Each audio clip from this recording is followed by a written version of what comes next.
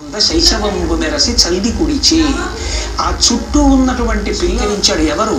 యాగభోక్త కృష్ణుడు.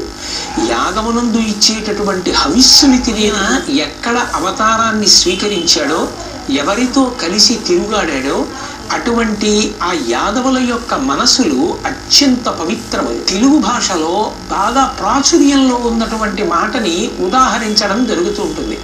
ఆ కోణంలోనే ఒకప్పుడు నేను ఆ యాదవుల యొక్క భాగ్యాన్ని, వాళ్ళ అమాయకత్వాన్ని వర్ణించేటప్పుడు తెలుగు భాషలో బాగా ప్రాచుర్యంలో ఉన్నటువంటి మాటని అన్నాను. దాని వెనక ఉద్దేశ్యం పరమ పవిత్రం.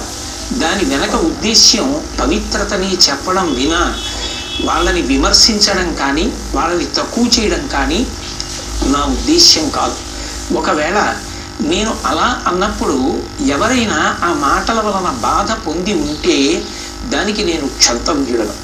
మనసులో అన్యభావన పెట్టుకోవద్దని, దాన్ని నేను పరమ పవిత్రమైన భావనతో మాత్రమే ప్రతిపాదించానని గ్రహించవలసినదిగా కోరుతున్నాను.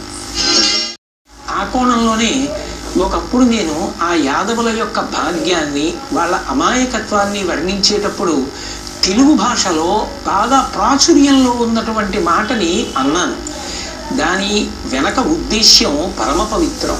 దాని వెనక ఉద్దేశ్యం పవిత్రతని చెప్పడం వినా వాళ్ళని విమర్శించడం కానీ, వాళ్ళని తక్కువ చేయడం కానీ నా ఉద్దేశ్యం కాదు.